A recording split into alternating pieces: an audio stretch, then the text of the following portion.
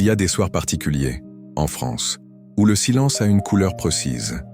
Peut-être que C est un dimanche soir à Paris, quand les terrasses se vident doucement et que la lumière des appartements commence à dessiner des rectangles jaunes sur les façades grises. Peut-être que C est dans un petit appartement à Lyon, avec la vaisselle encore dans l'évier, le portable pose à côté de vous, écran noir, aucune notification. Ou peut-être que C est dans une petite ville, quelque part en province, quand la dernière boutique abaisse son rideau métallique et que la rue est soudain trop large pour le peu de pas qui la traverse. Vous êtes là, assis sur votre lit, sur un canapé ou à une table de cuisine. Vous avez tout fait correctement. Vous avez travaillé. Vous avez répondu aux messages. Vous avez fait ce qu'on attendait de vous. Et pourtant, au moment où tout se calme, quelque chose en vous tombe d'un coup, comme une ligne électrique que elles on couperait. Plus de tension, plus d'excitation, plus d'urgence. Juste un grand espace blanc, silencieux, au centre de vous-même. Vous faites le geste automatique. Vous prenez votre téléphone. Vous faites défiler des images, des reels, des informations. Mais ce soir-là, quelque chose ne prend pas. Les vidéos vous fatiguent. Les nouvelles vous laissent indifférent. Les vies des autres glissent sur vous sans accrocher. Ce haine est pas vraiment de la tristesse. Ce haine est pas non plus la joie. C'est ce sentiment étrange d'être lassant. Être vraiment là. D'être présent physiquement mais comme retire de vous-même. Vous vous surprenez à penser « je me sens vide ». Et ce mot « vide » vous fait peur. Parce qu'il ressemble trop à « rien », à « plus rien », à « je ne sais plus qui je suis ». Mais si je vous disais que ce vide n'est pas la preuve que vous avez tout perdu, mais peut-être le premier signe que quelque chose d'essentiel essaie enfin de vous parler. Si cette réflexion résonne en vous, abonnez-vous à cette chaîne pour explorer ensemble les profondeurs de la condition humaine. Laissez un like si vous voulez soutenir ce travail. Et surtout, partagez en commentaire. À quel moment de votre vie avez-vous ressenti pour la première fois ce vide calme dont je parle? Vos témoignages enrichissent notre quête collective de sens. Continuons maintenant. Vous pourriez penser que le vide intérieur est une erreur, qu'il laisse le signe que quelque chose en vous est casse, abîme, défaillant. On vous a appris à interpréter ce sentiment comme un problème à régler au plus vite. En France, nous avons une culture subtile du masque. On sait plaisanter sur tout. On sait se plaindre avec élégance. On sait jouer le jeu social, même quand plus rien n'a vraiment de goût. Mais ce qui se passe derrière les bons mots, les sourires polis, les cavards réflexes, c'est souvent cela, un espace silencieux que personne ne voit, que vous-même vous évitez de regarder. La croyance commune ressemble à ceci. Si je me sens vide, c'est qu'il manque quelque chose. Il me faut plus de projets, plus de relations, plus d'objectifs, plus de plaisir. Alors vous ajoutez. Vous remplissez votre agenda, vous courez après les notifications. Vous multipliez les discussions, les sorties, les occupations. Ce haine est pas nouveau. Pascal parlait déjà de ce mouvement, le divertissement. Tout ce qui nous empêche de rester seuls dans une pièce, face à nous-mêmes, sans prétexte ni échappatoire. Mais voici le paradoxe. Plus vous vous divertissez, plus le vide se renforce. Plus vous ajoutez, plus cet espace silencieux au fond de vous se fait sentir. Non pas parce qu'il grandit, mais parce que vous n'arrivez plus à l'anesthésier. Le vide-haine n'est pas un trou dans lequel vous tombez. C'est un miroir dans lequel vous refusez de vous regarder. Imaginez une pièce longtemps remplie de meubles, d'objets, de souvenirs, de bibelots. Une pièce surchargée où chaque centimètre est occupe. Pendant des années, vous vous y déplacez à peine. Vous connaissez les obstacles, vous savez comment vous faufiler. Et puis un jour, on vide tout. Les murs sont nus, le sol est visible. L'espace vous paraît immense, presque agressif. Vous avez tendance à dire « cette pièce est vide, elle est triste ». Mais en réalité, elle est simplement redevenue visible. Pour la première fois, vous voyez sa vraie taille, sa vraie forme. Ce vide intérieur, c'est la même chose. Ce haine est pas qu'il n'y a rien en vous. C'est que tout ce qui occupait, espace, ne fonctionne plus. Les Anciennes justifications, les rôles joués, les ambitions automatiques, les plaisirs faciles, les identités que vous portiez comme des costumes. Tout cela glisse de vos épaules. Dès un cote, la raison panique. La raison a besoin de comprendre, de ranger, de mesurer. Elle interprète « si je n'ai plus envie de rien, c'est que quelque chose ne va pas ». De l'autre, le cœur ressent autre chose. Un étrange soulagement, une lassitude qui ressemble à du repos, un refus silencieux de continuer à se mentir. L'homme, dirait Pascal, est misère et grandeur. Il est misère quand il cherche à tout prix à remplir ce vide.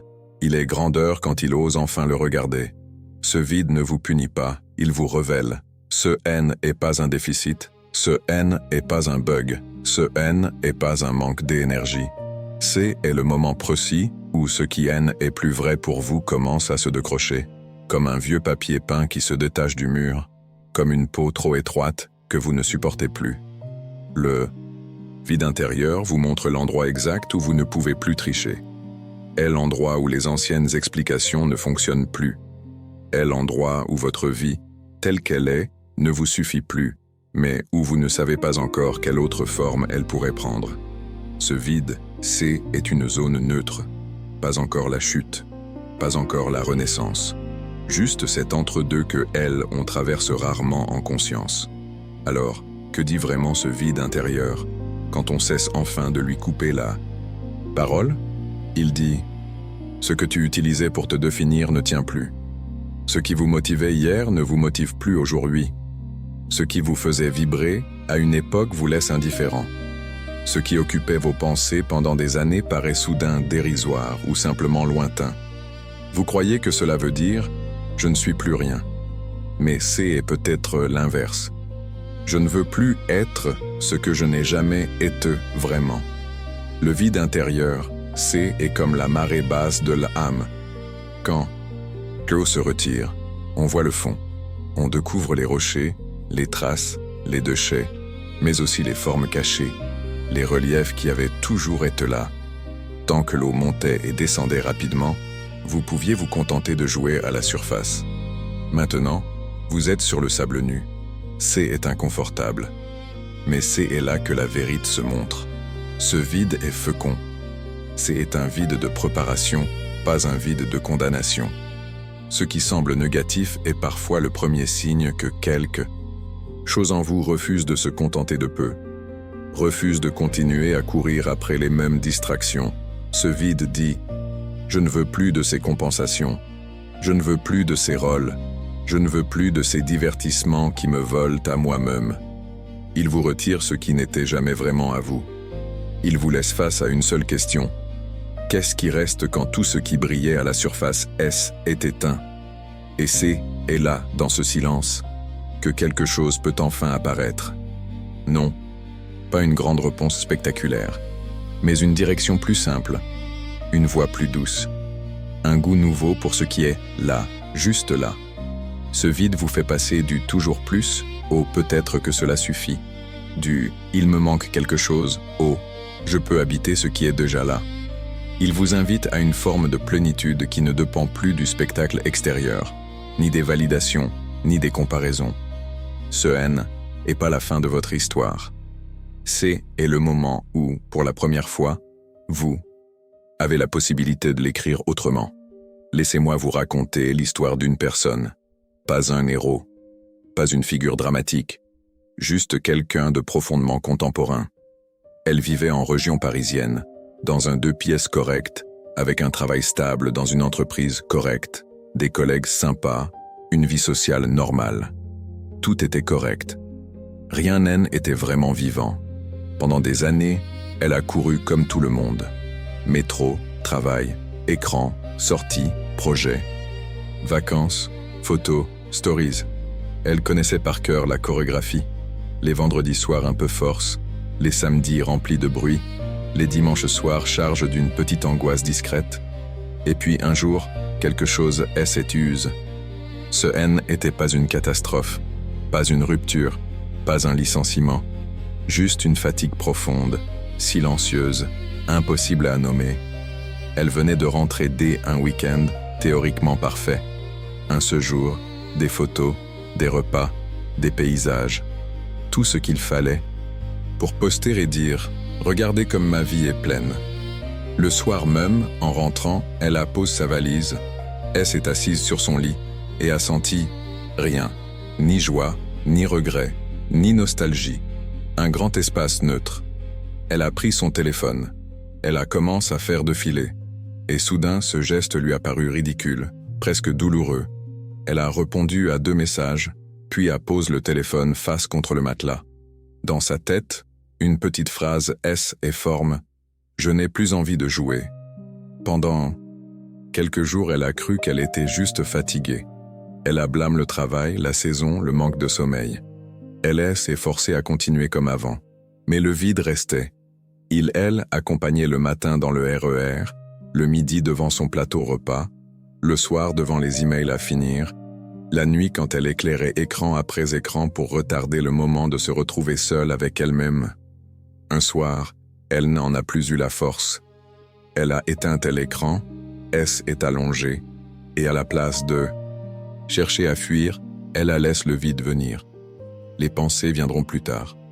Dès abord, il y a eu la sensation, un grand espace dans la poitrine, à la fois lourd et léger, une impression de suspension, comme si sa vie était en attente. Dans ce silence, quelque chose s'est formulé très doucement. Et si je n'étais pas obligé de continuer comme cas, non pas tout quitter, non pas tout détruire, juste cesser de se forcer à jouer un rôle qui ne lui allait plus. Les semaines suivantes ont été étranges. Elle allait toujours au travail. Elle discutait avec ses collègues. Elle faisait ce qu'elle avait à faire. Mais à elle intérieure, une distance S installée. Non pas du détachement froid, mais une observation nouvelle. Elle voyait combien de phrases elle disait par habitude, combien de jugements elle répétait sans y croire, combien d'objectifs ne lui appartenaient pas. Le vide N n'avait pas disparu. Il S était transformé en espace D écoute. Un jour, dans le RER, elle a réalisé qu'elle N avait pas pris son téléphone depuis le début du trajet. Elle regardait juste les visages fatigués, les gestes mécaniques, les regards perdus. Elle s'est vue en eux. Elle s'est vue courir, comme eux, vers quelque chose qu'elle ne savait même plus nommer. Et dans ce wagon, au milieu du bruit, une phrase est apparue, claire, tranquille. « Je veux une vie que je peux habiter, pas seulement une vie que je peux raconter. » Cette phrase ne venait ni d'un livre, ni d'une vidéo, ni d'un conseil. Elle venait de ce vide qu'elle avait enfin accepté de sentir. Ce vide lui avait retiré le goût des illusions. Il l'avait ramenée à une vérité simple. Elle n'avait plus envie d'une existence remplie, mais d'une existence habitée. Elle n'a pas tout changé d'un coup. Elle a commencé doucement. Moins d'écrans le soir, plus de marches sans casque, moins de projets pour se prouver quelque chose, plus de temps pour rester juste assise, sans justification. Ce N n'était pas spectaculaire, mais petit à petit, une autre forme de présence a commencé à se poser en elle. Le vide N n'était plus un abîme, il était devenu un sol. Alors, que faire de votre propre vide intérieur, concrètement, sans tomber ni dans le drame, ni dans la fuite? La première chose, est de comprendre ceci. Vous n'avez pas à le remplir. C'est la réaction réflexe. Changer quelque chose très vite, ajouter du bruit, chercher une nouvelle passion, trouver une nouvelle relation, lancer un nouveau projet. Mais le vide que vous ressentez, Nan, est pas un manque d'activité. Il est un manque de vérité. Si vous le remplissez trop vite, vous le recouvrez. Vous re-empilez des choses au-dessus et vous perdez l'occasion rare de voir enfin ce qui se passe au fond. Ensuite, N en fait pas une identité. Vous N êtes pas une personne vide. Vous traversez un moment de vide. Ce N est pas la même chose. Elle, être humain, N est pas fixe. Il est mouvement, oscillation, tension entre des pôles contraires, misère et grandeur, fuite et recherche, divertissement et contemplation. Le vide intérieur est une phase de ce mouvement, pas une définition de qui vous êtes. Troisième point, ralentissez délibérément, graduellement. à votre propre rythme. Vous n'avez pas besoin d'organiser une retraite dans un monastère heureux pour écouter ce vide. Vous pouvez commencer là où vous êtes. 5 minutes sans écran, 10 minutes à marcher sans but, une pause sans musique dans le bus, un repas sans distraction. Ce N n'est pas un exercice à réussir. C est un espace à laisser exister. Vous verrez que dans ces micro-silences, le vide se fait dès à bord plus présent, plus dense. C est normal. Vous retirez les couches de bruit. Ce qui était cache se montre. Ne cherchez pas tout de suite à comprendre. La raison veut analyser. Pourquoi je ressens CA? Qu'est-ce que je dois en faire? Quel sens cela a? Mais certaines vérités ne sont pas accessibles par la seule raison. Elles passent par le cœur, au sens pascalien, cette intelligence intime qui sent avant de comprendre. Acceptez de traverser une période où vous savez moins, mais où vous sentez plus, où les vieilles explications ne fonctionnent plus, mais où une autre forme de clarté, plus lente, plus profonde, commence à se former. Enfin, ne cherchez pas à retrouver exactement elle avant. Le piège, c'est de vouloir revenir à l'état où vous étiez avant le vide. Retrouver la même énergie, les mêmes envies, le même enthousiasme. Mais si ce vide est là, c'est justement pour mettre fin à une certaine manière de vivre. Revenir en arrière, ce serait nier le travail silencieux qu'il est en train de faire. La transformation profonde est paradoxale. Elle commence vraiment le jour où vous cessez de vouloir à tout prix vous transformer. Le jour où vous acceptez d'être là où vous êtes, avec ce vide, sans négociation. C'est alors, souvent, que quelque chose bouge. Pas parce que vous l'avez force, mais parce que vous avez enfin cessé de lutter contre ce qui est. Alors, qu'est-ce que le vide intérieur? Et c'est vraiment de vous dire. Il vous dit que votre vie, telle qu'elle est, ne peut plus continuer sur le mode automatique, que les anciens divertissements sont us, que les anciennes définitions ont perdu leur saveur, que vous arrive au bout d'un chemin, mais pas au bout de vous-même. Il vous invite à un retournement discret, passer d'une vie remplie de choses à une vie habitée par vous. Il vous montre, par son silence, tout ce que vous faisiez pour ne pas vous entendre, toutes les justifications, les excuses, les histoires que vous répétiez pour ne pas sentir votre propre inquiétude. Ce vide N n'est pas votre ennemi. Il est la forme que prend, en vous, le refus de continuer à vous perdre. Ce que vous croyez être une perte est peut-être la première forme une nouvelle suffisance, celle qui ne vient pas de ce que vous possédez, ni de ce que vous montrez, mais de votre capacité à rester présent à ce qui est, même quand ce qui est semble ne rien contenir. Le vide vous appelle à descendre plus profond que vos rôles, vos réussites, vos échecs. Il vous invite à découvrir ce que vous êtes quand il ne reste plus personne à impressionner. Et peut-être que, au cœur de ce vide, vous découvrirez ceci. Vous n'êtes pas un trou à combler, mais un espace à habiter. Si cette exploration vous attouche, je vous invite à poursuivre ce chemin avec moi. Abonnez-vous pour ne manquer aucune de nos réflexions sur la condition humaine et les mystères de l'existence. Et maintenant, j'aimerais vraiment connaître votre expérience. Quand vous vous autorisez à ne plus vous distraire, qu'est-ce que votre vide intérieur met le plus cruellement en lumière? Prenez un moment pour partager votre vérité en commentaire. C'est dans cet échange que nous trouvons parfois les mots que nous cherchions sans le savoir. Phrase philosophique finale, style Pascal, courte. Parfois, le vide N n'est pas le manque, mais espace où le cœur commence enfin à voir clair. À bientôt.